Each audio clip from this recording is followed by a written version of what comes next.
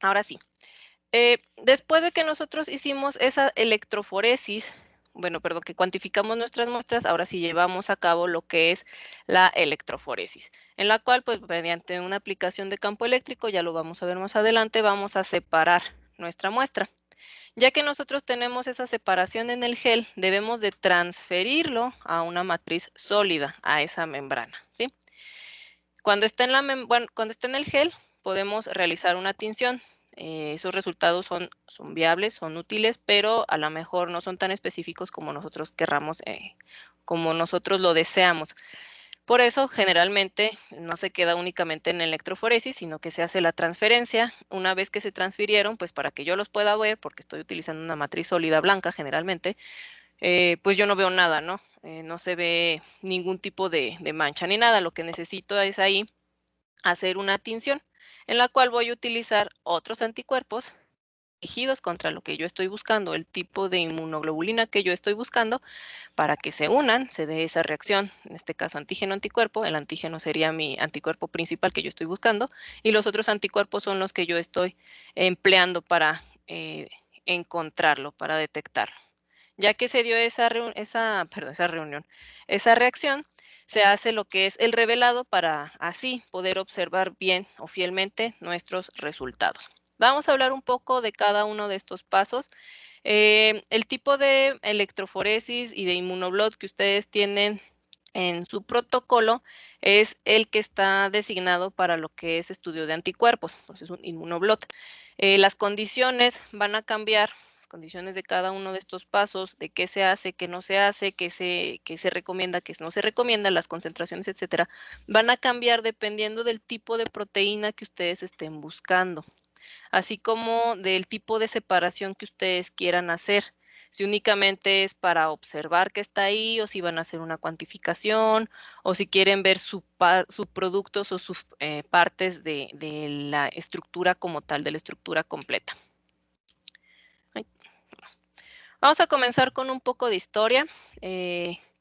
La primera prueba de que los anticuerpos estaban contenidos en fracciones proteínicas séricas particulares se obtuvo de un clásico experimento que llevaron a cabo Arndt Tiselius y Elvin Akabat en el 39. Estos científicos inmunizaron conejos con la proteína ovoalbúmina, que es decir, la albúmina de la clara del huevo. Y a continuación dividieron los sueros de los conejos inmunizados en dos alícuotas. Eh, En una de las alícuotas, la electroforesis identificó 4 picos correspondientes a la albúmina y a las globulinas alfa, beta y gamma. Ahí pueden ver del lado derecho lo que viene siendo esa electroforesis, los diferentes picos que se están observando. Antes de la electroforesis, la otra alícuota sérica se mezcló con el antígeno inmunizante de la o sea, es decir, la ovoalbúmina, para permitir la formación de un inmunoprecipitado, es decir, el complejo antígeno y anticuerpo, el cual se extrajo para dejar solo las proteínas séricas restantes que no reaccionaron con el antígeno. Ahí estamos hablando de esa segregación, esa separación que les comentaba anteriormente, que nos puede servir de control en este caso.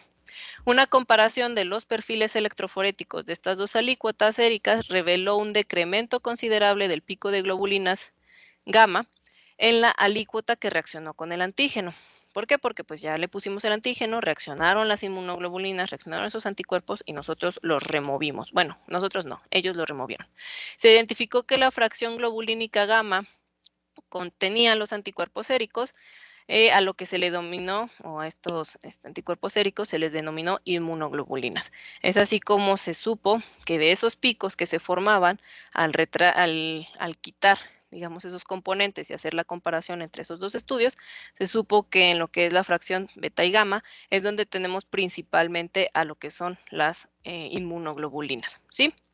Es un estudio sencillo. Obviamente, antes de que se realizara este estudio, pues se tuvo que desarrollar la técnica de la electroforesis eh, con proteínas, saber cómo se separan, etcétera. Otra forma de poder aislar a los anticuerpos es a través de la precipitación con sustancias como por ejemplo el sulfato de amonio, que es una técnica de la que vamos a hablar más adelante. Recordando pues que los anticuerpos son proteínas, si nosotros ponemos en un medio donde tenemos proteína sal, ¿qué va a suceder? Si saturamos de sal esa solución con proteínas, ¿qué sucede?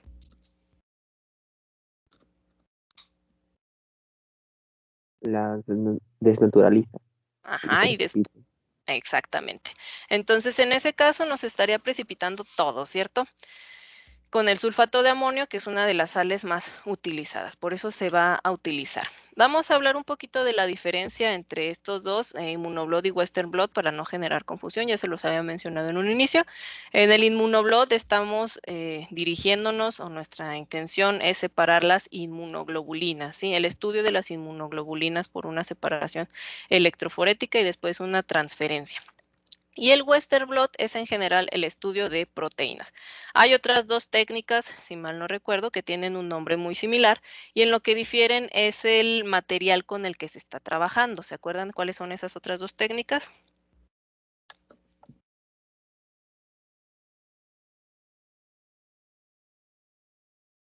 También terminan en blot.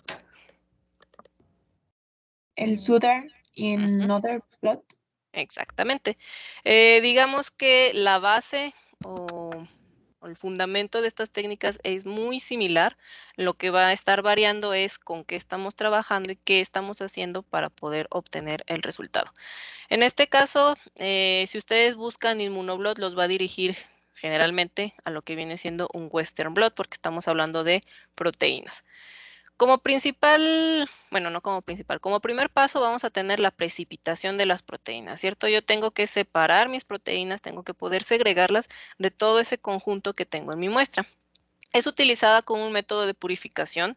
Actualmente se utiliza como un paso muy burdo, digamos, no es muy, mm, no me refiero a que no esté bien fundamentado o que se haga sin cuidado, sino a que es un paso, digamos, un tanto agresivo, ¿sí? Por eso decimos que es burdo, no es tan específico. Durante las primeras etapas de la purificación, se utiliza como un método de concentración de proteínas también. Podemos utilizar diferentes técnicas, como por ejemplo el efecto de las sales, que es el salting in, salting out, es de los más utilizados, de los más perdón, de los más agresivos, por así decirlo. La precipitación por alteración del pH, es decir, una mínima solubilidad en el pH, dependiendo de cuál sea el pH de la solubilidad de la proteína que nosotros estamos buscando, podemos buscar a qué pH se ve disminuido para poder precipitarlo con ello. La precipitación por solventes orgánicos, ya sea el etanol o la acetona, que disminuyen la constante dieléctrica de la solución y por ello su poder de solvatación. O también la desnaturalización de impurezas por altas temperaturas, extremos de pH y solventes orgánicas. Obviamente estas últimas son agresivas totalmente. Podemos llegar a desnaturalizar por completo nuestras proteínas pues, y pues así ya no tendrían como una utilidad más adelante. Pero pues son efectivas. Con lo que nos vamos a quedar nosotros va a ser con el efecto de las sales, que si bien les digo, puede llegar a ser un poco agresivo, por así decirlo, porque se tienen que tener algunas precauciones para poder remover todas esas sales que nosotros estamos poniendo para que no interfieran más adelante. Es una técnica muy simple que no requiere de mucho material o de equipos muy especializados. ¿A qué se refiere o cómo es esto de la precipitación con sales? El salting in, bueno, en el salting in tenemos que la solubilidad de una proteína a una concentración baja de iones, de sales, aumenta a medida que se incrementa la concentración de la sal, ¿sí? Vamos a llegar a un punto máximo en el cual si nosotros seguimos agregando sales, seguimos agregando esos iones, vamos a generar una sobresaturación. Cuando nosotros sobresaturamos, estamos utilizando un salting out. Las interacciones proteína-proteína se hacen más fuertes que las interacciones proteína-disolvente y la proteína precipita. Cuando tengo esa sobresaturación de sales, como quien dice, le voy a hacer bolita, voy a amontonar, voy a favorecer que las proteínas tengan una interacción entre ellas mismas y las voy a segregar o las voy a agrupar gracias a las cargas de los iones, como pueden ver ahí en la imagen. Entonces, el salting out sería el de la derecha abajo. Si se fijan, todas esas bolitas azules que están ahí al lado serían los iones. Ya están alrededor completamente, entonces pues las proteínas no tienen hacia dónde moverse más que juntarse. Una vez que se juntan, tienden a precipitar.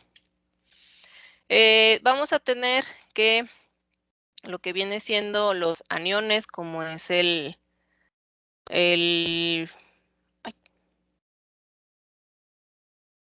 perdón, se me fue lo que es el sulfato, lo que es el fosfato, son los más efectivos para este tipo de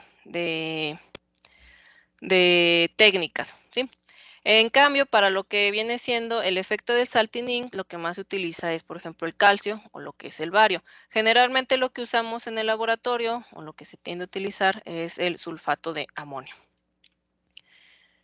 Ya que nosotros logramos esa precipitación, tenemos que remover las sales y concentrar, ¿sí? Concentrar aún más mis proteínas. En este paso nosotros podemos aprovechar también para remover un poco de otro tipo de proteínas que no sean de nuestro interés, recordando que aquí nosotros precipitamos todas, ¿sí? Todas esas proteínas que tengamos en el suero o en nuestra muestra fueron precipitadas, sin ningún tipo de discriminación, por así decirlo. Entonces, a esta concentración es debido a que se va a remover el agua, la mayor cantidad de agua posible, sin afectar las condiciones en las que sea óptimo tener a mis inmunoglobulinas y de algunas moléculas pequeñas. Los iones son moléculas pequeñas, por lo cual lo vamos a utilizar para desalar nuestra muestra.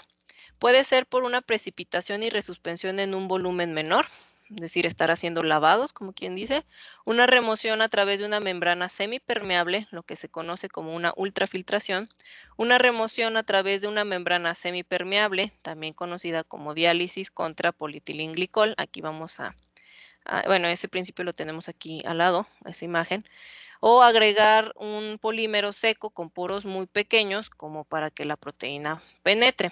Uno de estos polímeros puede ser el Cefadex G25 o la remoción de agua en vacío, es decir, la liofilización. Utilización de buffers volátiles, como el bicarbonato de amonio. Una de las más utilizadas es la ultrafiltración. Conlleva un tanto tiempo, bueno, un buen ratillo es el que tiene que estar uno ahí probando, porque realmente nos vamos a asegurar de que estamos removiendo toda esa sal o todo eso que nosotros hayamos utilizado para la precipitación y al mismo tiempo vamos a estar concentrando. A grandes rasgos lo que se hace es similar a lo de la diálisis, a lo que vemos aquí en la imagen de al lado, son principios muy similares. En esa como salchichita o en ese boli amarillo que tenemos ahí en el centro es una membrana semipermeable con un ancho de poro suficiente para que mis proteínas de interés no se salgan, permanezcan ahí dentro. Pero algunos otros componentes, como por ejemplo sales o proteínas más pequeñas o algún tipo de contaminante pequeñito que haya quedado ahí atrapado, puedan salir al medio que tenemos alrededor. Entonces ustedes saben que esto va a funcionar como un tipo de ósmosis. Vamos a ir del gradiente mayor al gradiente menor, es decir, vamos a ir equilibrando la concentración.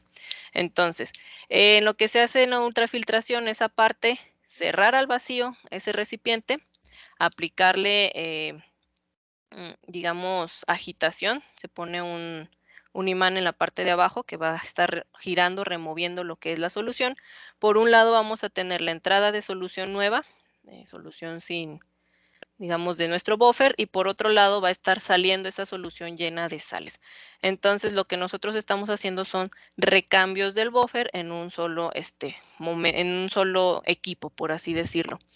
¿Se tarda un rato? Sí, se tarda un rato. Ahorita no me acuerdo bien cuántas horas eran las que nos llevaba la ultrafiltración, pero más o menos, ¿te acuerdas cuánto nos tardábamos ultrafiltrando?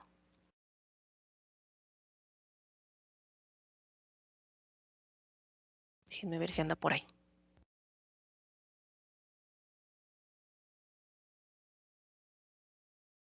Bueno, no importa.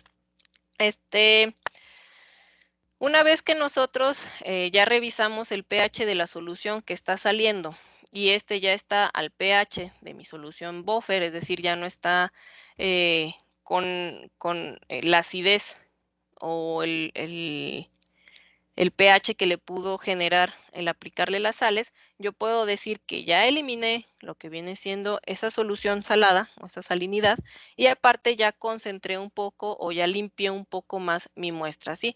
¿Por qué? Porque ya me quedé en mi bolsita de diálisis, en mi membrana, ya tengo yo cierto tipo de moléculas con cierto tamaño.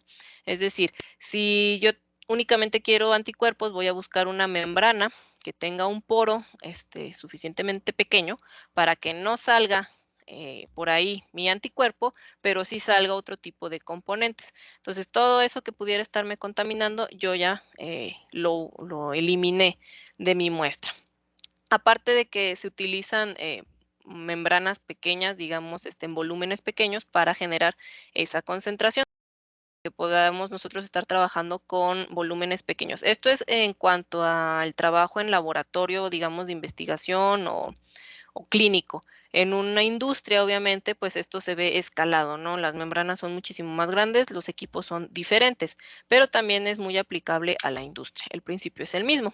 Una vez que nosotros ya ultrafiltramos, ya quitamos las sales, ya concentramos, necesitamos cuantificar para saber cuántas proteínas tenemos en nuestra muestra.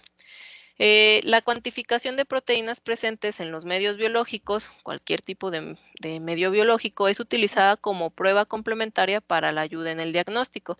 Si bien tenemos algunas pruebas que como tal únicamente se basan en la cuantificación de estas proteínas, en el caso de los blots, es necesario que sepamos cuánto de proteína tenemos para no saturar lo que viene siendo mi gel, ¿sí? Para permitir que la cantidad que yo ponga de proteínas pueda correr libremente en esos carriles que tiene el gel. Esta cuantificación puede englobar al conjunto de proteínas, como en el caso de la proteinemia, proteinuria y proteinorraquia, o referirse a proteínas específicas, como por ejemplo la albúmina, el Benson-Jones, alfa-triptinasa, ceruloplasmina, etcétera. Estos son estudios de laboratorio referentes a lo que viene siendo la cuantificación de proteínas.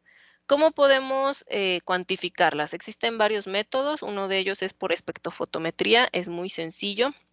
Tenemos que a una absorbancia de 280 nanómetros está dada o se da, o sea, hay una señal medible por los aminoácidos con anillos aromáticos. Todas las proteínas que contengan este tipo de aminoácidos van a permitirnos a 280 nanómetros hacer una lectura. Es rápida y conveniente, no se requiere de reactivos ni incubaciones adicionales, no se requiere de un estándar, no se consume la proteína. Esto es muy importante, ¿sí? Esa misma muestra que yo leí la puedo seguir utilizando para algún otro tipo de estudio o de procedimiento. La relación es lineal entre lo que viene siendo la absorbancia y la concentración de proteínas. Pero aunque suena muy sencilla y muy fácil de hacer, está sujeta a un error por presencia de interferencias que entre lo que viene siendo la absorbancia en la misma longitud de onda. ¿Sí? Puede haber contaminantes por ahí que tengan la misma absorbancia o que sean detectables en la misma longitud de onda y pues eso nos va a dar resultados falsos positivos, por así decirlo, nos va a afectar el resultado de la concentración que nosotros teniendo. No es un estudio muy específico porque se presta mucho a este tipo de interacciones. La aplicación más frecuente es para monitorear fracciones de una cromatografía o para una estimación rápida, aunque no precisa, y se tiene obviamente una fórmula que se aplica, que nos dice que la concentración en miligramos por mililitro va a ser igual a 1.5 por la absorbancia que nos dé a 280 menos 0.76 por la absorbancia que nos dé la muestra a 260. Estos son estándares que ya se han cuantificado y una vez que nosotros resolvamos esa ecuación o esa fórmula, pues tendremos nuestra concentración de proteínas globales, proteínas generales en la muestra. Este tipo de técnica se utiliza mucho para la cuantificación de ADN y ADN contaminante, pues, y ARN, cuando se hacen estudios con este tipo de componentes. Otra prueba que podemos hacer es la de Buret. En esta sí vamos a consumir la proteína como tal, es decir, esa muestra que nosotros utilicemos únicamente se va a utilizar para la medición. En esta, en una solución alcalina de cobre, se hace reaccionar con el enlace peptídico de las proteínas, dando un color purpúreo, que se cuantifica espectrofotométricamente a 540 nanómetros. Esto ya es más específico. Como estándar se utiliza una solución de albúmina, entonces tenemos que la proteína más cobre va a formar un complejo cobre-proteína que es de color púrpura, ¿sí? Como estamos formando ese complejo, obviamente ya no podemos utilizar después la proteína para un estudio. Y esto es importante para cuando estamos trabajando a microescala, pues tener consideración de cuál es el volumen mínimo que yo puedo utilizar sin afectar los posteriores estudios que tengo que realizar. Obviamente necesitamos un espectrofotómetro para poder leer estos resultados. Y otra, la última que vamos a hablar, es la de Bradford, que es de las más utilizadas. Este método se basa en la unión no covalente del colorante azul de Comasi, que es G250, y la proteína. El colorante en solución ácida presenta dos formas coloreadas, café y azul. El color café cambia a azul cuando el colorante se ha unido con la proteína. La formación de este complejo colorante-proteína toma aproximadamente 2 minutos y permanece estable por 1 hora. Las muestras se leen en el espectrofotómetro a una absorbancia de 595 nanómetros y el método de Bradford es sensible para los residuos de aminoácidos, triptofano, tirosina, histidina y fenilalanina. Es más sensible, es más sencillo, no necesito tener una preparación específica de mi muestra previo al estudio, como en el otro que tenemos que tener un medio alcalinizado en el Buret. Ya te venden el reactivo, por así decirlo, o tú en el laboratorio, ustedes en el laboratorio pueden preparar su reactivo de Bradford. Este es el que se utiliza más, ¿sí? El de Bradford, al menos en este tipo de estudios, lo que viene siendo los blots. Ay, no salió la imagen. Bueno, vamos entonces ahora que ya cuantificamos, ya sabemos cuántas proteínas, cuántos miligramos de proteína por mililitro de nuestra muestra tenemos. Ahora debemos de realizar o se realiza lo que es la separación de esas proteínas o de esos anticuerpos. Y para eso vamos a utilizar lo que es la electroforesis. La mayoría, de las biomoléculas poseen una carga eléctrica, ¿cierto? Las proteínas no son la excepción, cuya magnitud depende del pH del medio en el cual se encuentran. Como consecuencia, se desplazan cuando se ven sometidas a un campo eléctrico. Como los imanes funcionan, ¿sí? Se denomina electroforesis a la técnica mediante la cual se separan las biomoléculas cuando están en disolución y son sometidas o se ven afectadas por un campo eléctrico. Entonces, nosotros vamos a aprovechar eso que tienen ya las proteínas, de que tienen o que presentan una carga. Esperen, mi gato se acaba de subir al teclado. Ay, no, bájate, ya. De que tienen una carga para poder jalarlas, ¿sí? Para poder moverlas en lo que viene siendo la matriz del gel. Se denomina así a la técnica mediante la cual, les decía, se separa. Es que se volvió a subir el gato. Ay, perdón, a ver, denme un segundito.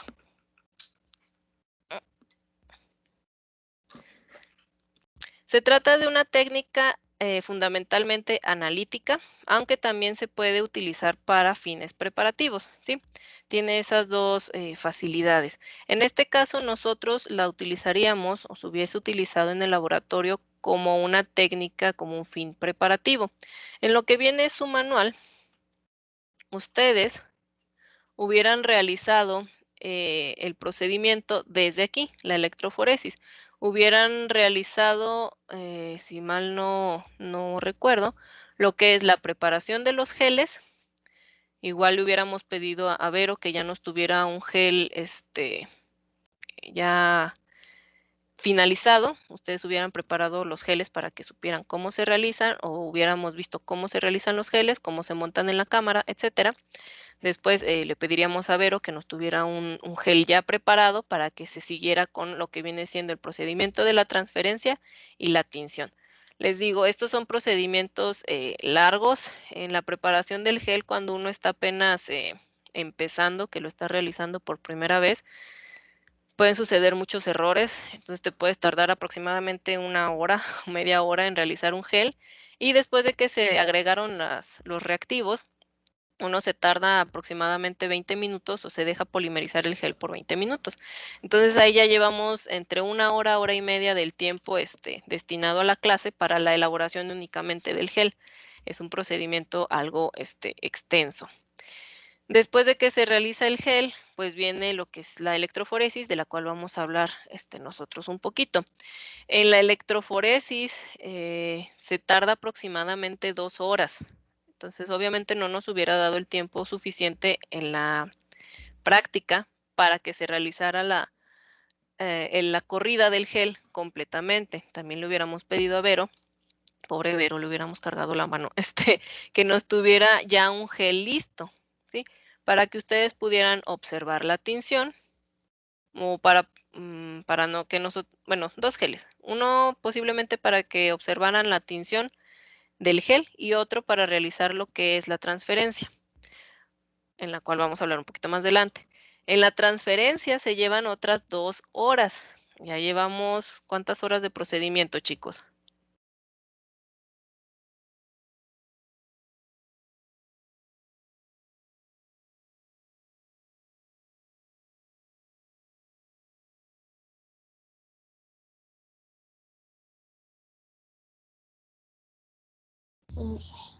Como 4.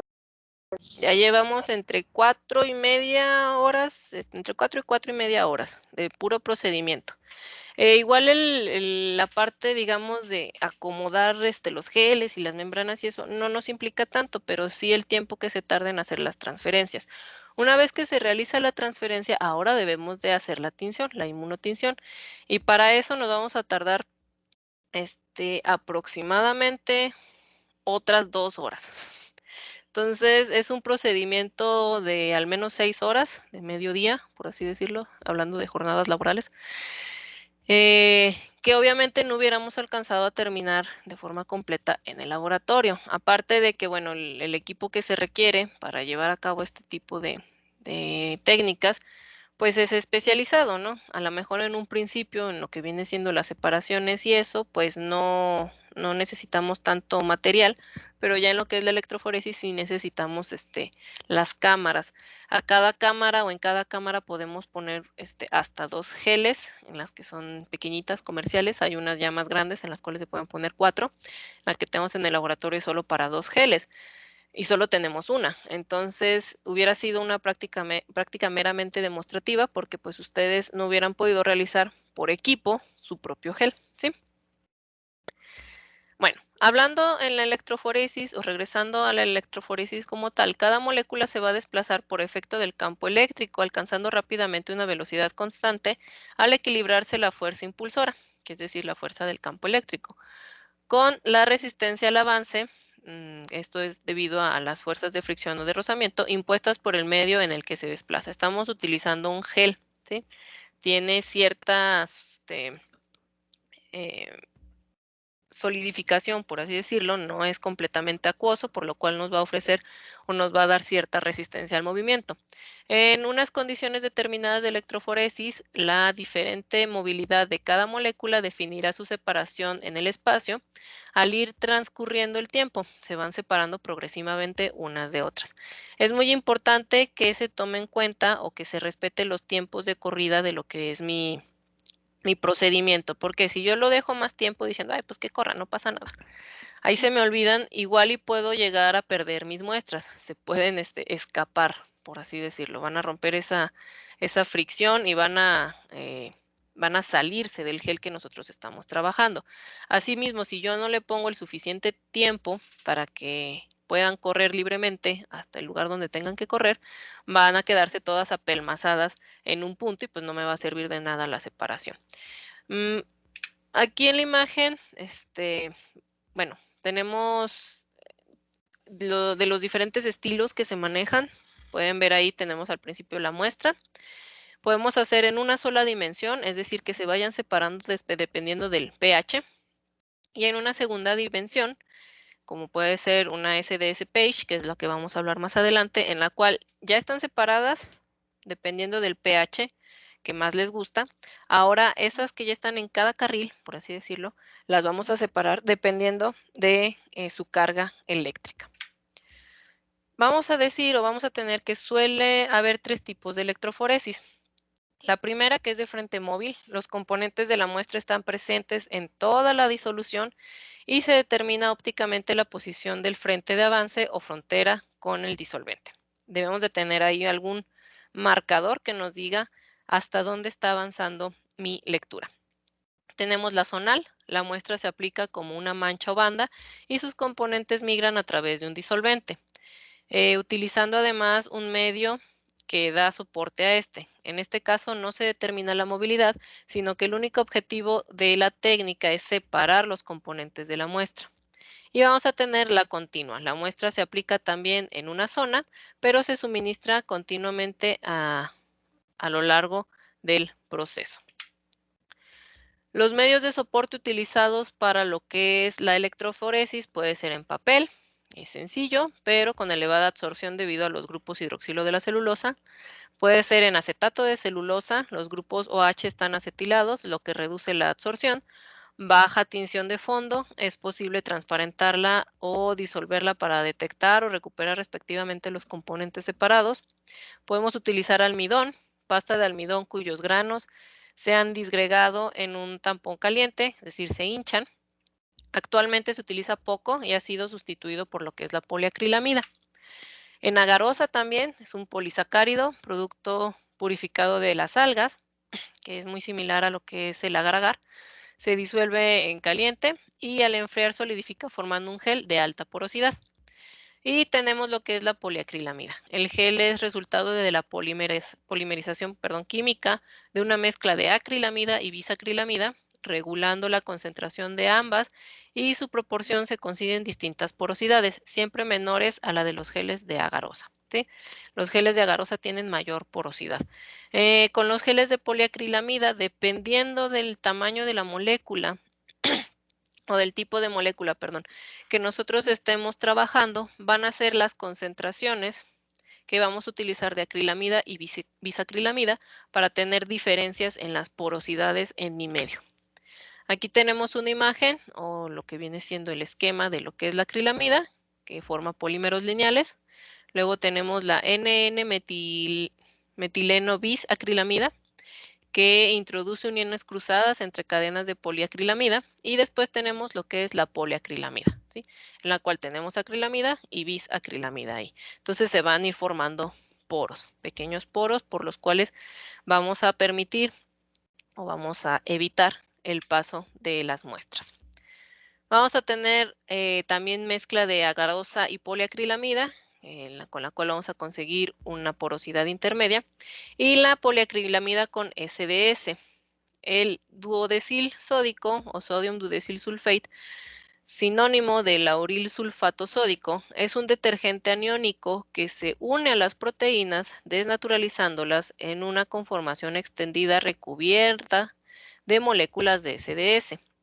Como consecuencia, el tamaño de las moléculas de proteína es directamente proporcional a su longitud en aminoácidos y su carga queda enmascarada por la mayor carga del SDS que lo recubre, que es también proporcional a la longitud. Por lo tanto, la movilidad electroforética de la proteína depende exclusivamente de su masa molecular. Y este es el tipo de componente que nosotros hubiésemos empleado para hacer lo que es la práctica en el laboratorio. Hubiéramos hecho una SDS page, porque lo que queríamos, o lo que se pretendía era separar a los anticuerpos y poder después observar si teníamos o no en nuestra muestra, dependiendo del peso molecular de los mismos, ¿sí? Teniendo en consideración, bueno, que la IgG tiene un peso molecular, la IgM tiene cierto peso molecular, etcétera, la IgA y así. Entonces, del lado izquierdo, perdón, tenemos una ejemplificación de cómo funciona eso. Tenemos primero proteínas con dos subunidades, la subunidad A y B, unidos por un puente disulfuro. A esta, bueno, y del otro lado tenemos una proteína con una única subunidad, que es la subunidad C. Se debe de calentar con el SDS y el beta-mercaptoetanol, esos dos componentes, para permitir que se recubra y se separe las subunidades. Las moléculas de SDS que tienen carga negativa van a recubrir a la proteína y una vez que nosotros lo coloquemos en el gel y apliquemos el campo eléctrico, únicamente van a correr hasta donde el peso molecular les permita, así hasta donde su tamaño les permita llegar. Entonces, en el primer carril vamos a tener dos vamos a tener 2 bandas porque tenemos 2 subunidades, ¿sí? Logramos separar a la proteína en esas 2 subunidades con los procedimientos anteriores, y en el segundo carril únicamente vamos a tener un bandeo o una subunidad. Los modos de disposición del soporte van a depender del tipo de matriz que yo estoy utilizando y del tipo de estudio que voy a realizar. Por ejemplo, cuando la utilizamos en horizontal, generalmente se utiliza papel, acetato de celulosa o gel de almidón o agarosa, que es la que está del lado derecho.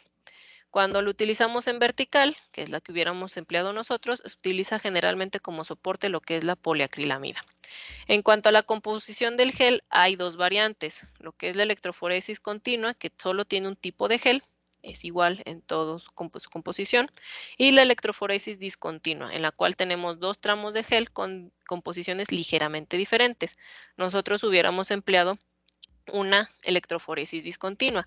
En la parte de arriba, en donde están los pocillitos, que es lo que nosotros le llamamos donde ponemos el cepillo para formar estos pocillos, tenemos un gel concentrador, ¿sí? El cual nos va a permitir que se formen esos carriles, que se vayan alineadas nuestras muestras, que las podamos observar así bien separaditas, y ya en la parte de abajo vamos a tener el gel de corrida, ¿sí?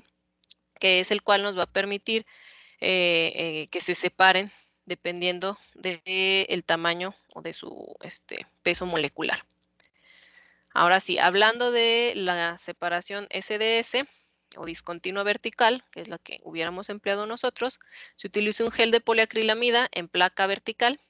La separación es de acuerdo a la masa molecular estrictamente con la longitud de la cadena polipeptídica. La muestra se trata con SDS a mayor concentración que el que tiene, bueno, la concentración que tiene el gel, y se calienta brevemente de 90 a 100 grados centígrados para provocar la desnaturalización. Se suele añadir también beta-mercaptoetanol para reducir los puentes disulfuro, separando así las subunidades de la proteína y permitiendo que se extiendan por el efecto del SDS. Entonces, aquí del lado izquierdo tenemos el diagramita. Ahí lo que ustedes están observando es la cámara o una parte de la cámara. Debemos de tener siempre un medio acuoso, un buffer que nos va a permitir la transferencia de las cargas. En la parte de arriba, en el gel, ustedes observan, tenemos nuestro gel, ahí dice stacking gel, que es el concentrador, y en el de abajo tenemos el resolving gel. Se ven las dos diferencias de colores. En el de arriba, les digo, nos va a permitir acomodarlo para que se formen esos carriles, compactarlo de cierta manera, y en el otro es el que nos va a permitir que vayan corriendo y se vayan separando dependiendo a su peso molecular. Ahí tenemos los diferentes bandeos que se van a dar dependiendo de las subunidades que se encuentren en la muestra. Tenemos que cada gel debe de estar como en un sándwich, es el jamón del sándwich, en placas de vidrio. Vamos a utilizar vidrio para permitir lo que viene siendo que se genere ese campo eléctrico. Si nosotros utilizamos plástico, ¿se puede generar el campo eléctrico?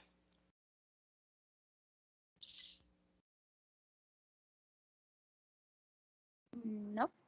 No, ¿por qué? El plástico es un aislante, ¿cierto? Aislante universal más conocido. Sí. Así es. Entonces, si yo lo pongo en plástico, pues obviamente no va a permitir. Únicamente esto el gel debe de estar en vidrio, ¿sí? Lo demás de la cámara puede ser de plástico sin ningún problema, ¿sí?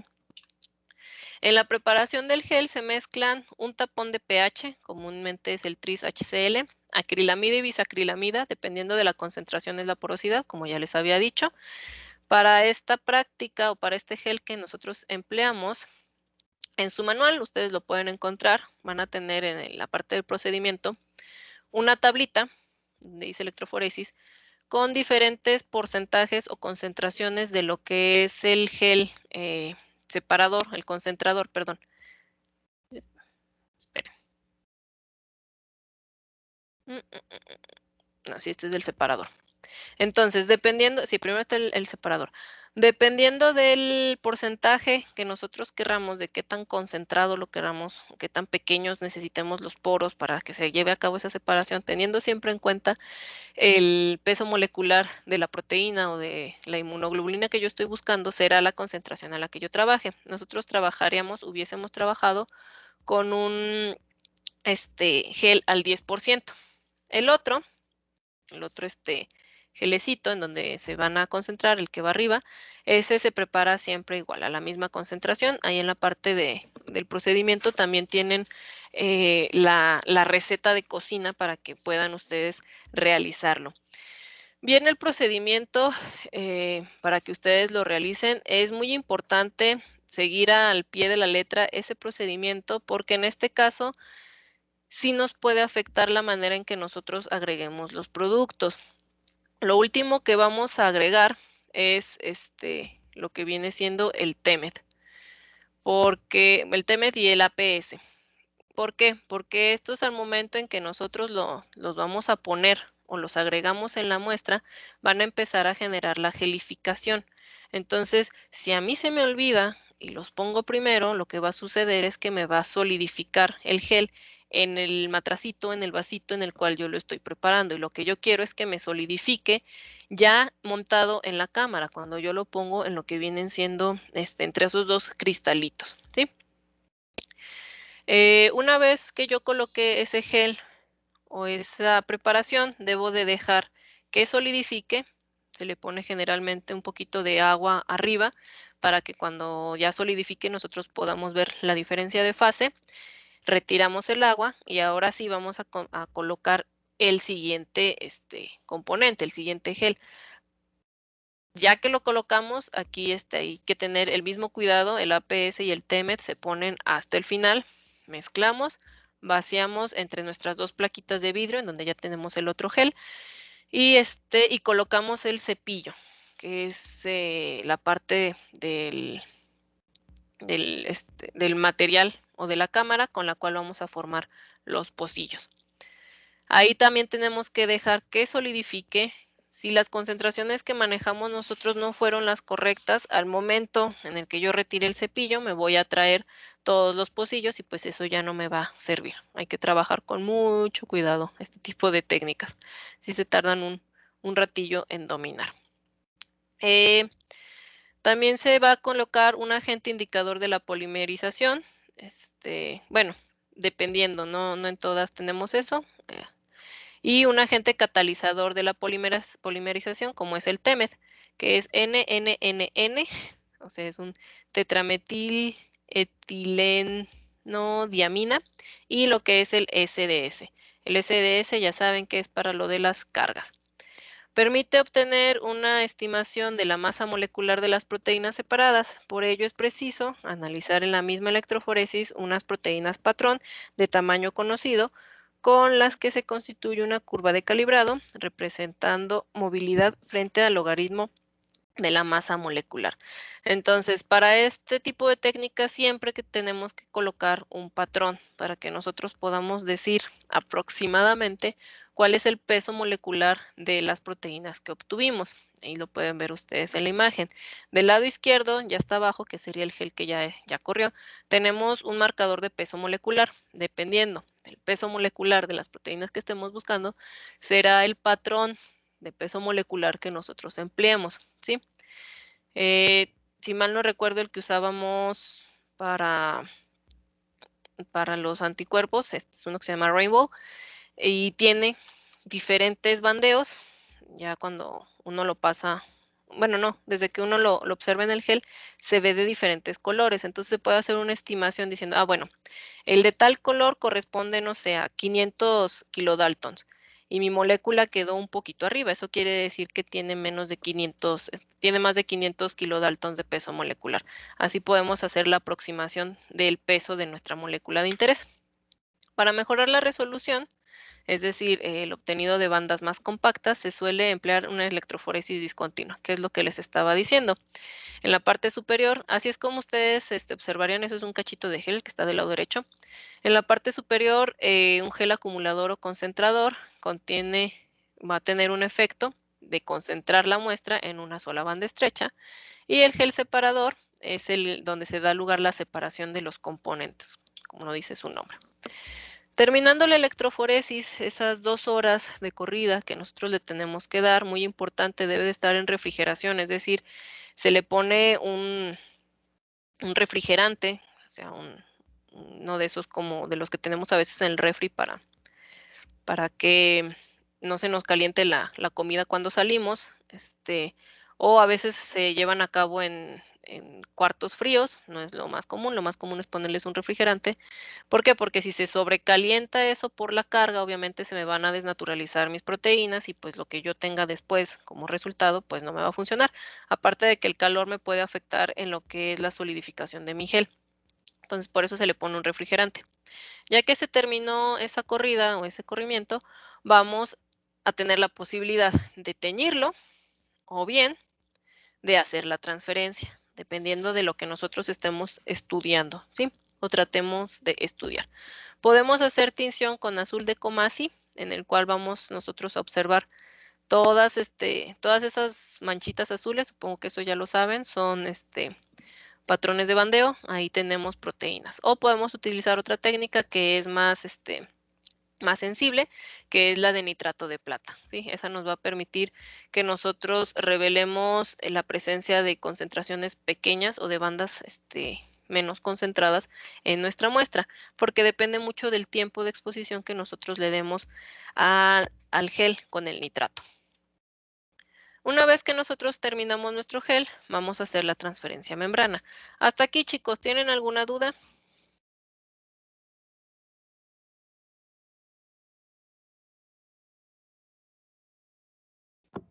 No, maestra, todo bien. Muy bien. Todo bien.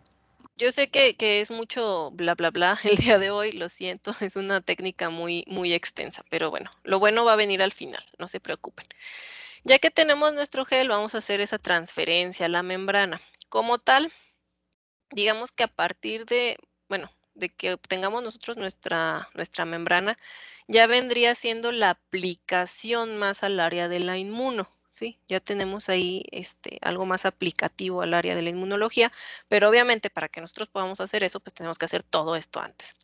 Una vez realizada la electroforesis, es necesario marcar la proteína, puede ser marcada con pues, un anticuerpo, es decir, en este caso estamos buscando anticuerpos de interés para poderla visualizar. El gel no es una superficie adecuada para poder marcar proteínas. ¿Por qué? Los anticuerpos no son retenidos en el gel. Si nosotros dejamos así el gel a su placer, digámoslo, a su gusto, en una fase líquida por mucho tiempo, pues va a empezar a perder un poco de porosidad y pueden escaparse las proteínas que yo ya separé, las inmunoglobulinas que ya separé.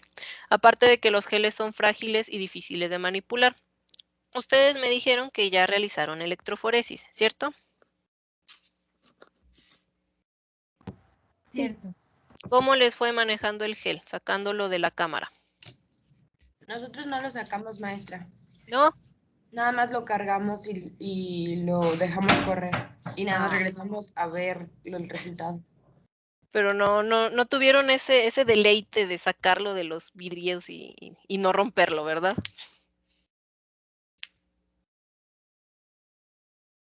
No, nos lo perdimos. No, ese es bien divertido. Bueno, las primeras veces que uno saca un gel, porque bueno, todo esto ustedes ya lo saben, está a presión para evitar que haya fugas del buffer o para evitar que se salga lo que viene siendo el gel, que permanezca en el sándwich de vidrio, por así decirlo.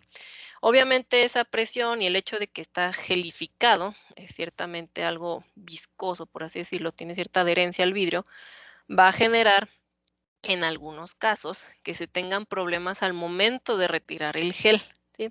Cuando no se tiene tanta práctica, puede suceder que al momento de despegar los dos vidrios se utiliza una palita especial que está un poco biselada. Al momento de utilizar esa palita, se separa el vidrio tan bruscamente que se rompa el gel en una parte.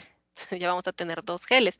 Obviamente, pues eso, digo, si estamos practicando y así, pues le seguimos, pero si ya estamos a nivel investigación, pues ese gel no lo podemos utilizar, porque pues, ya se rompió, ya se vio eh, amellado, por así decirlo. Entonces, a veces sucede eso de que estamos trabajando y se rompe, o se rompen los vidrios también, porque son vidrios delgados, ustedes ya los habrán visto. Si se rompe la parte donde está el gel concentrador, el gel pues obviamente ya no me funciona. Si se rompen los pocillos, por así decirlo, la parte del peine, eso no me interesa tanto porque bueno, ahí no vamos a tener bandeo, ahí únicamente utilizamos para concentrar. Es necesario transferir las proteínas a un soporte más adecuado debido a esto, ¿sí? Aparte de que aquí en el gel, pues no vamos a poder más que decir, tenemos, bueno, después de las tinciones, como pues, son la de azul de Comasi y lo que es la de nitrato de plata, vamos a poder decir, tengo una proteína de tal peso molecular, tengo una banda de tal peso, tengo otra aquí, esta puedo observar que tiene mayor concentración que la otra, etcétera, ¿sí? No es tan, ¿cómo les diré? El resultado que yo puedo obtener no es tan específico como cuando nosotros hacemos la transferencia. ¿Cómo funciona la transferencia? ¿Esto lo han realizado? ¿Han hecho inmunotransferencia o transferencia del gel?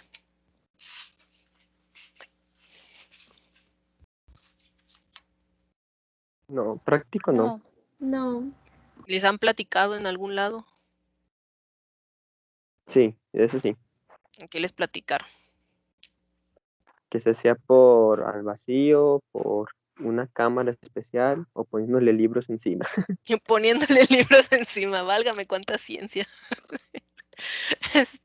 Bueno, podemos... El peso de la ciencia. El peso de la ciencia en todo lo que da. Muy bien. En este caso no hubiéramos utilizado tanto el peso de la ciencia. Lo que hubiéramos empleado sería nuevamente cargas eléctricas, un campo eléctrico. ¿Cómo funciona la transferencia? El principio es similar a lo que es el page, a lo que estuvimos platicando anteriormente. Es decir, las proteínas cargadas negativamente van a migrar hacia el polo positivo bajo el efecto de un campo eléctrico. Se intercala una membrana entre el gel y el electrodo positivo, ¿sí? Entonces, eso va a hacer que cuando yo jale a las proteínas, como por ejemplo, imagínense que somos 3 personas. La persona del extremo, de uno de los extremos, va a ser las proteínas. Bueno, no digamos 3 personas. Somos 2 personas y una cortina en medio. Entonces, la persona de uno de los extremos van a ser las proteínas, la persona del otro lado de la cortina va a ser el campo eléctrico, ¿sí? El electrodo positivo. Entonces, lo que va a hacer el electrodo positivo es jalar a la persona, a las proteínas, pero como está ahí la cortina, está ahí la tela, pues se va a quedar ahí atorado, se va a quedar ahí pegado, ¿cierto? No va a llegar a pasar hasta el otro lado de la cortina. Eso es más o menos lo que está sucediendo. Las proteínas se adhieren a la membrana siguiendo la misma disposición que tenían en el gel. Ahí no va a cambiar de que vayan a recorrer hacia abajo, que vayan a recorrerse hacia arriba ni nada, porque digamos que el campo es horizontal, ¿sí? La aplicación de ese campo va a ser horizontal, no tanto vertical como para jalarlas hacia abajo.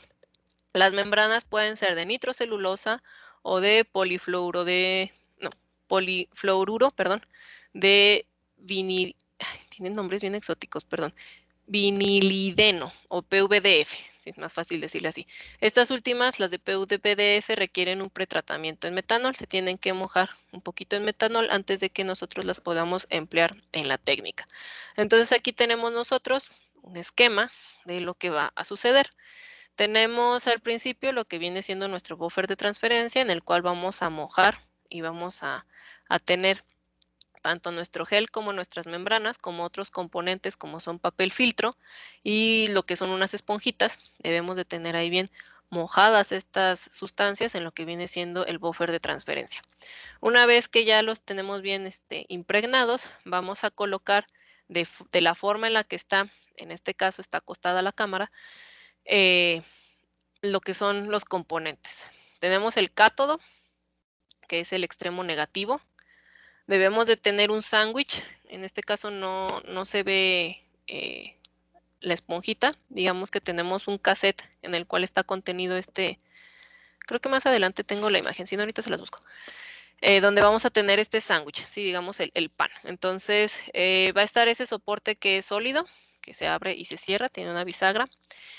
Vamos a tener esponja papel filtro, el gel, la membrana que vayamos a utilizar, papel filtro, esponja, soporte sólido. Todo eso lo cerramos y lo apachurramos para que quede ahí bien contenido para que no se mueva. Es importante retirar todas las burbujas que puedan llegar a formarse entre cada una de estas capas para que eso no nos afecte en lo que es la aplicación del campo, porque si en alguno de los lugares en donde yo tengo un bandeo también tengo una burbuja, eso va a impedir que pase la corriente eléctrica y con eso va a impedir que se jale esa proteína o esa banda y que llegue al lado de la membrana, o que llegue a lo que viene siendo la membrana que nosotros tratamos de obtener al final. Y lo que vamos a obtener, ya que la revelemos, va a ser un agujero, por así decirlo. No es obviamente un agujero, pero en donde debería de haber estado nuestra muestra, pues no vamos a tener nada. Después, ya que cerramos nuestro sándwich, por así decirlo, nuestra sandwichera, vamos a aplicarle ese campo eléctrico durante cierto tiempo. Igual tiene que estar con nuestro buffer. Todo tiene que tener ahí buffer para que se dé ese campo eléctrico, esa migración. Y ya al último vamos a tener nuestra membrana, ¿sí? En el gel ya no vamos a tener nada. Se va a quedar transparente completamente. Y vamos a tener en nuestra membrana coloreado. Generalmente los marcadores de peso molecular ya tienen un color estándar. Vamos a poder observar el marcador de peso molecular coloreado, de hecho ahí en la imagen se ve, y en el lugar donde tenemos nuestras muestras, eso lo vamos a ver en blanco, ya no vamos a ver nada, pero si ya se transfirió el marcador de peso molecular, quiere decir que nuestras muestras también se han transferido. Después de esto, pues ya seguiría lo que viene siendo la tinción. Aquí hay una diferencia entre lo que es la transferencia en medio húmedo o el medio semiseco. Les digo, depende siempre de la humedad para que se dé este campo eléctrico. Si fuera un medio seco completamente no se daría la aplicación de este campo eléctrico, entonces no se daría la migración. En el medio húmedo, el gel y la membrana se intercalan y fijan firmemente entre finas esponjas y papel absorbente, que es lo que se hubiera hecho en el laboratorio. Este montaje tipo sándwich se sumerge en un compartimiento que contiene el tampón de transferencia, donde se aplica a continuación una corriente eléctrica, ¿sí? El tapón de transferencia se compone normalmente de 25 milimolar tris, 190 milimolar glicina y 20% de metanol. En lo que viene siendo aquí el protocolo que nosotros tenemos, déjenme ver dónde está, buffer de la muestra. El buffer de transferencia es básicamente lo mismo, cambian un poquito las concentraciones, pero es lo mismo. Trisma base 0.024 molar, glicina 0.186 molar y etanol 4.1 molar. Viene un poquito diferente la concentración, no varían demasiado. ¿Cuáles son las ventajas de hacerlo en medio húmedo? Pues las ventajas es que es adecuado para proteínas grandes o que son difíciles de transferir y pues el inconveniente es que es un proceso de transferencia largo, 2 horas aproximadamente. En la semiseca, el montaje papel, gel, membrana, papel se humedece con tampón de transferencia, que es como la imagen que les mostré anteriormente. El montaje se coloca directamente entre el cátodo y el ánodo, donde se aplica la corriente. El tampón de transferencia estándar suele contener 48 milimolar del tris, 39 milimolar de glicina, 0.04% de SDS y 2% de metanol. La ventaja es que es más rápido, pero el inconveniente, la membrana puede secarse afectando la transferencia de proteínas. Si se seca mi membrana, ¿creen que se transfiera la proteína?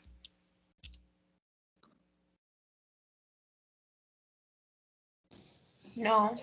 No. Entonces, esta imagen que ustedes tienen aquí sería de un método semi-húmedo, ¿sí? En el caso de lo que es la de medio húmedo, se utiliza una cámara o se utiliza la misma cámara que utilizamos para la electroforesis, solo cambia el soporte en el cual vamos a colocar nosotros el sándwich. Ya que nosotros obtuvimos nuestra membrana, es momento de hacer la tinción. Como utilizamos anticuerpos, vamos a decir que es una inmunotinción. El uso de anticuerpos específicos va a solucionar el problema detectando únicamente la proteína de interés, ¿sí? ¿Qué problema? Bueno, en este caso, si llegaron a pasarse otro tipo de proteínas por ahí que se hayan escapado a los pasos de separación que hicimos, Al momento de nosotros utilizar un anticuerpo específico contra lo que estamos buscando, nos vamos a evitar la aparición de más bandas o de algunas otras bandas que pudiéramos llamar contaminantes. Si nosotros únicamente hubiéramos teñido nuestro gel después de la electroforesis, pudiéramos observar una mayor cantidad de bandeo, a diferencia de cuando utilizamos ya una transferencia y una inmunotinción, que solo vamos a observar esas bandas, digamos que son de interés para nosotros. Esta tinción lleva algunos pasos. Lo primero y más importante es bloquear la membrana. Recordar que nuestra membrana está ávida porque se le adhieran cualquier tipo de proteínas. Entonces, para evitar la formación de algún otro tipo de manchas o de bandas o de cosas que nos puedan interrumpir nuestra detección, se utiliza lo que es leche en polvo, la caseína, la proteína de la leche. Sirve perfectamente para bloquear todos esos sitios en donde no tenemos proteínas transferidas o anticuerpos transferidos. Bloqueando nuestra membrana ya podemos evitarnos tener errores de lectura de que es esta banda, ¿por qué me salió aquí? O esta mancha, ¿por qué está aquí? Si no debería de haber nada. Por eso es muy importante que nosotros bloqueemos lo que viene siendo nuestra membrana. Seguida de del bloqueo se hacen las incubaciones con los anticuerpos. Aquí, dependiendo de si vamos a utilizar 1 o 2 anticuerpos, va a ser el tiempo de la incubación. En este caso de este procedimiento tenemos 2 anticuerpos. Entonces, vamos a hacer la incubación con el anticuerpo primario, que va a reconocer alguno de los epítopos de lo que viene siendo la proteína de interés. Se deja ahí incubando en agitación. Después se lava esa membrana para remover ese exceso de anticuerpo primario que no se haya adherido a lo que viene siendo mi membrana. Seguido de eso se hace una incubación con el anticuerpo secundario conjugado, que es el anticuerpo que está marcado, ¿sí? Que nos va a permitir hacer la visualización después. Este anticuerpo secundario es afín al anticuerpo primario, no a la proteína que yo estoy buscando como tal. Se permite lo que es la interacción, que se dé esa reacción de antígeno-anticuerpo. Después se lava para remover el exceso de ese anticuerpo secundario y se procede a lo que es la detección. ¿Cómo vamos a detectarlo? Dependiendo del tipo de anticuerpo secundario que nosotros vayamos a utilizar, va a ser el tipo de componentes que usaremos para la detección. Y esto es lo que les comentaba. Podemos tener una detección indirecta, en la cual vamos a utilizar 2 anticuerpos, uno que es específico para nuestro antígeno y el segundo, que es el que está marcado, es específico contra el primer anticuerpo que nosotros pusimos. Y vamos a tener una detección directa, en la cual el anticuerpo primario es aquel que está marcado.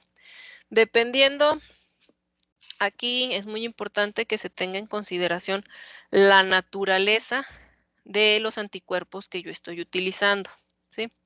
Así como de las muestras que yo estoy utilizando. Por ejemplo, si yo estoy buscando inmunoglobulinas de, no sé, de humano, yo necesitaría un anticuerpo primario contra inmunoglobulina de humano, que pueden ser, las pueden conseguir de cabra, bueno, que sea una, no sé, una IgG de cabra contra un que sería anti-IgG humana, ¿sí?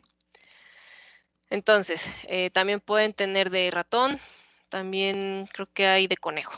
Los más utilizados son de conejo y de ratón, si mal no recuerdo. Bueno, entonces ahí, si yo voy a hacer una detección indirecta, ahora debería de conseguir un anticuerpo que esté dirigido contra la IgG de cabra, ratón o conejo que yo haya empleado como anticuerpo primario. Obviamente, si yo no le pongo un anticuerpo capaz de reconocer a esa otra inmunoglobulina, pues yo no voy a tener la reacción. En el caso de la reacción o detección directa, pues únicamente necesitaría un anticuerpo dirigido contra la inmunoglobulina que yo estoy buscando. De estos 2 procedimientos de detección, ¿cuál creen ustedes que es más específico o que me dé más especificidad?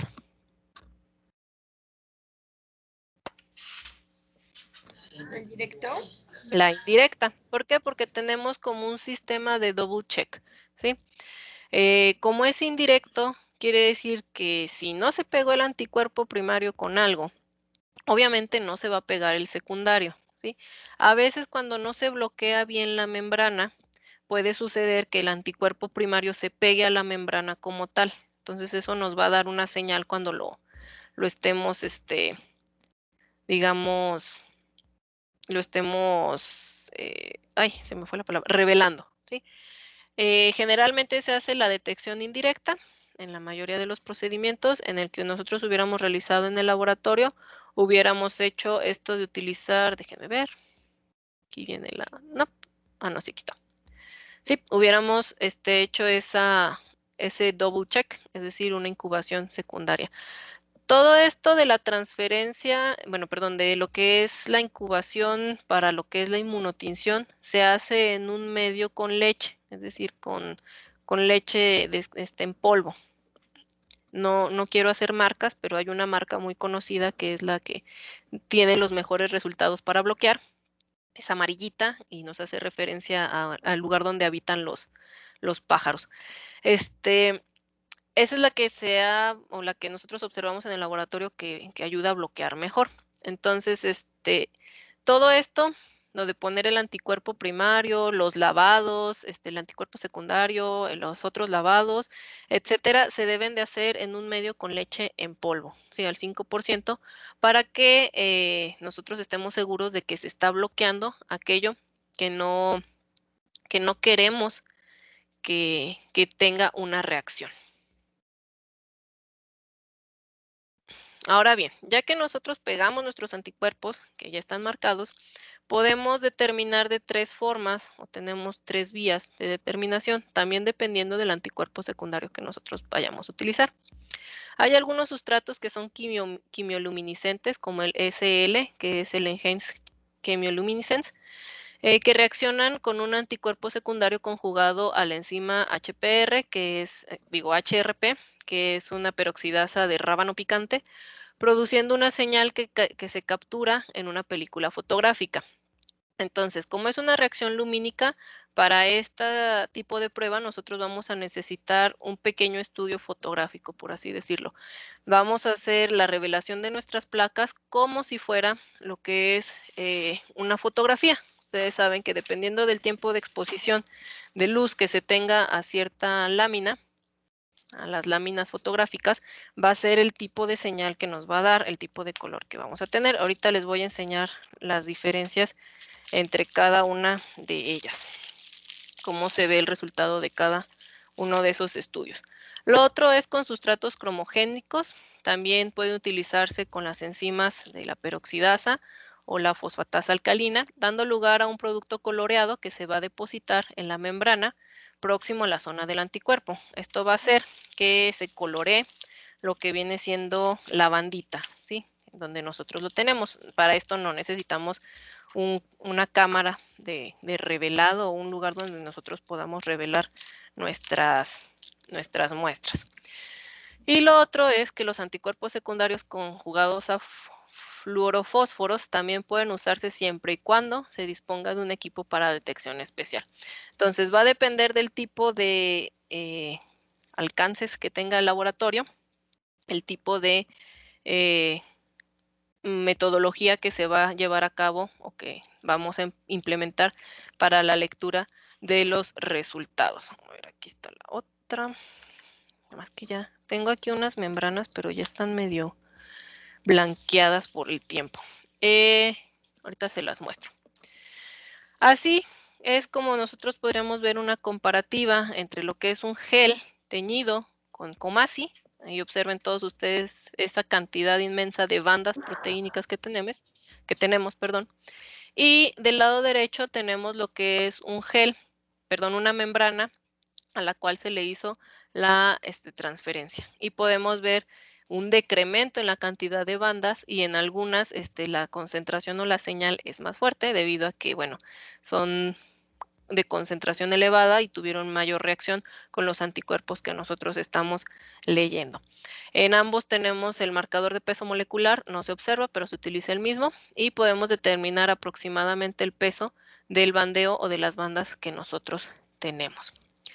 Esto sería, o hasta aquí, sería, por ejemplo, lo que ustedes hubieran obtenido, al igual que en esa práctica que comentaban que han tenido, que solo van y montan, regresan y observan el resultado. Esto es lo que se hubiera obtenido después de la práctica, únicamente la observación de esa membrana. Ahora les voy a mostrar.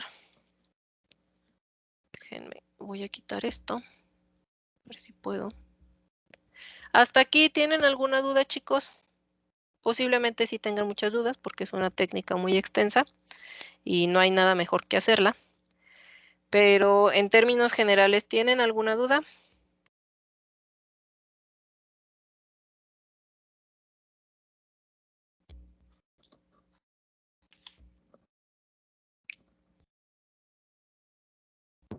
Maestra, todos los sustratos, como los que vimos anteriormente de esta diapositiva, los quimioluminiscente, el cromogénico, son meramente para visualizar, ¿verdad?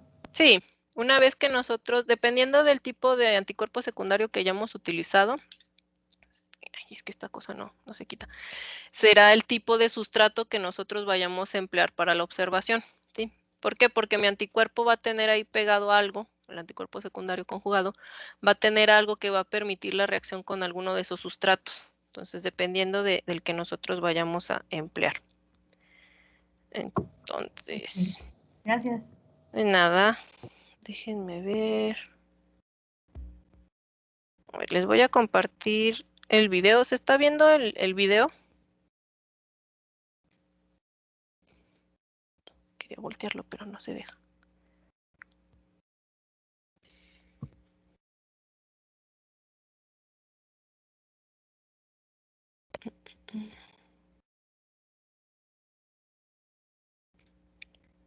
A ver, dejen que inicie esto.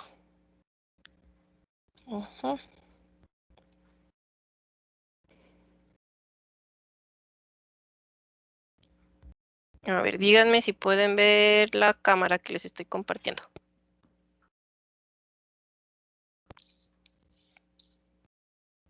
Sí. ¿Sí? Sí se ve. Bueno, muy bien. Entonces, recordando, les había dicho que existen tres metodologías, por así decirlo, para que nosotros podamos observar los resultados. Esta sería una placa, esta que tenemos aquí es una película fotográfica. Ya después de que fue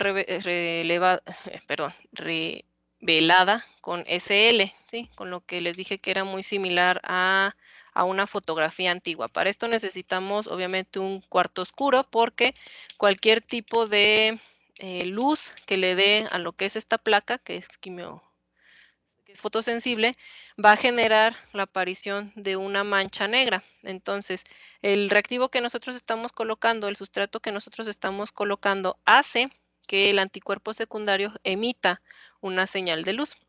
Entonces, vamos a ver esos bandeos. Aquí, en este caso, el marcador de peso molecular no es perceptible, pero estaría de este lado. Y lo que sí podemos es observar las banditas. En estas hay que tener mucho cuidado porque obviamente dependiendo del tiempo de exposición que yo le dé a la muestra, va a ser la emisión o la densidad que yo voy a tener en la luz, en la señal final. Si yo tengo muy poca muestra, voy a necesitar un tiempo de exposición más grande para poderlo observar. Si yo tengo mucha muestra, como en este caso, vean, hasta se ve contaminado de tanta señal que hubo, voy a necesitar tiempos de exposición muy cortos, de minutos o de segundos, dependiendo. Por eso es muy importante que sepamos cuál es la concentración de proteínas que nosotros colocamos antes de realizar la electroforesis. La otra que podemos hacer, que es algo como esto, esta se ve un poquito menos, esta es una membrana de nitrocelulosa, de hecho está al revés, sí, estaba al revés. Aquí sí podemos observar bien lo que es el patrón, lo que es el marcador de peso molecular, obviamente como van corriendo debido a al campo eléctrico, algunos empiezan a deformar un poco. Aquí en esta parte, no se alcanza a observar muy bien, de hecho hay una línea ahí, se ven unas banditas cafés. Una vez que nosotros realizamos el revelado, se obtuvieron esas bandas y ya se puede ver más o menos a qué peso aproximado correspondían. Es lo mismo, por ejemplo, en esta. Esta también es una membrana, pero esta está revelada con fosfatasa alcalina del segundo anticuerpo de IgG de conejo. Entonces, aquí podemos observar claramente esas bandas proteínicas, ¿sí? Y aquí está nuestro marcador de peso molecular.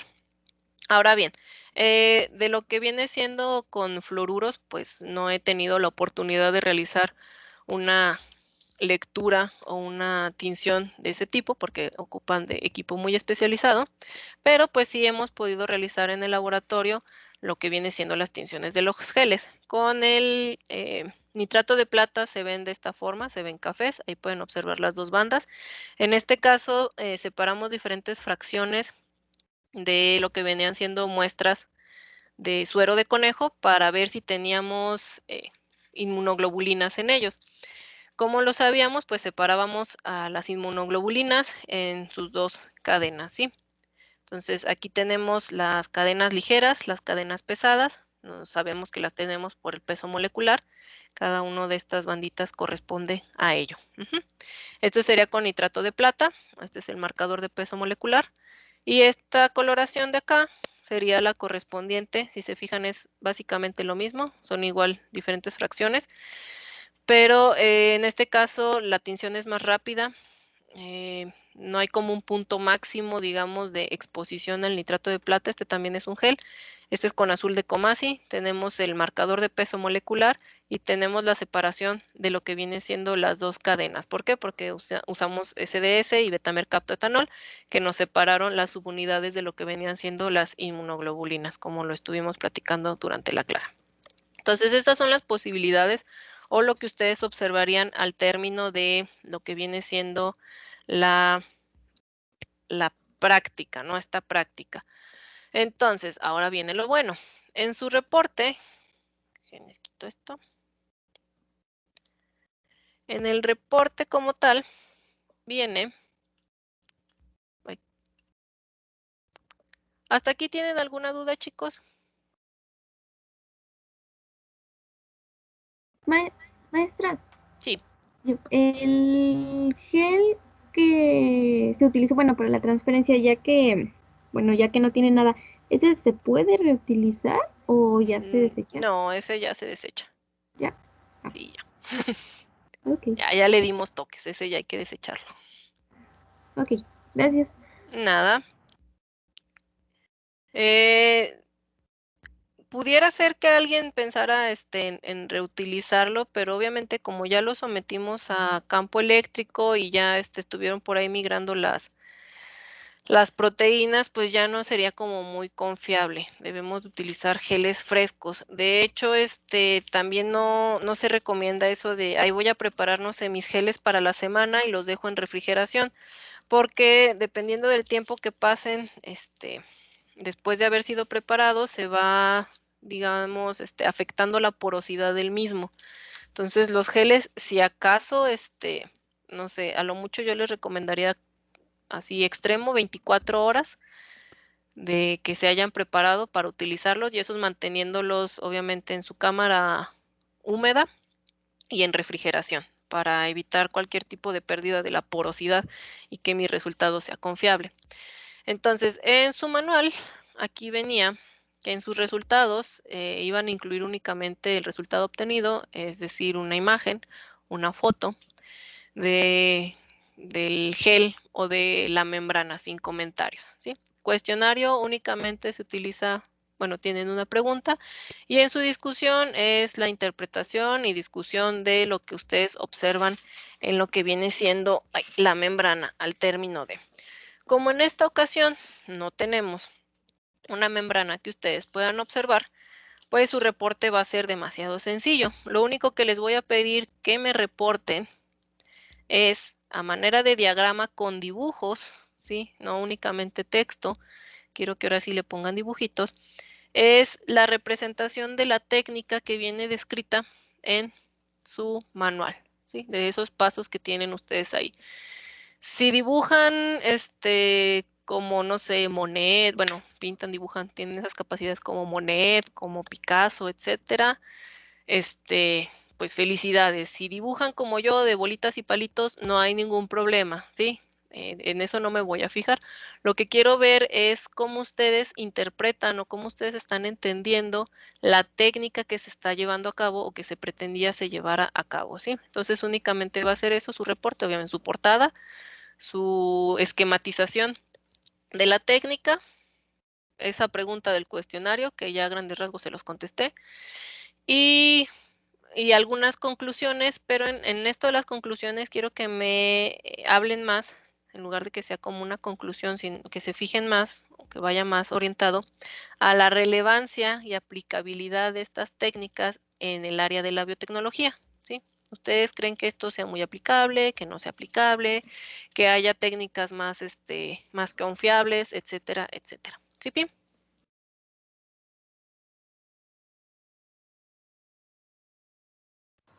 Sí, maestra. Entonces, Maestra, entonces, dime. de discusión, ¿sí la vamos a poner o va a ser el esquemita? No, no lleva discusiones, de hecho podríamos decir que no lleva discusión ni conclusión, solo vamos a juntar en un solo apartado, que es donde me van a ustedes a hablar sobre la importancia de esta técnica y eso, ¿sí? No tiene que ser un apartado separado, ¿no? Pueden poner junto. Lo que les voy a revisar más que nada va a ser su esquematización y esa opinión que ustedes emitan al respecto de esta técnica. Y su única pregunta del cuestionario que tienen y su bibliografía, obviamente. Muchas gracias. De nada. ¿Alguna otra duda, chicos?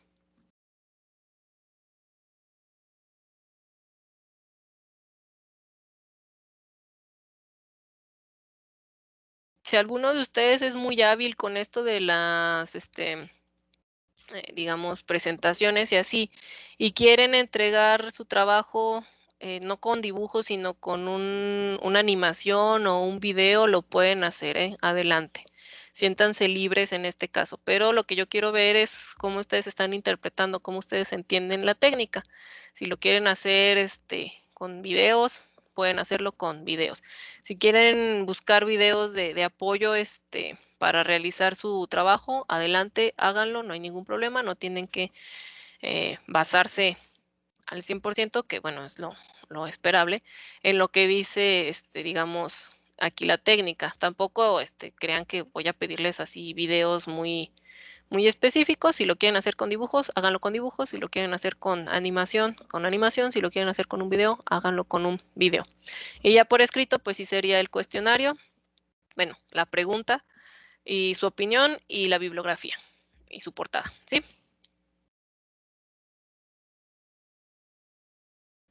Sí, maestra. Sí, maestra. Muy bien. ¿Alguna duda que tengan, chicos?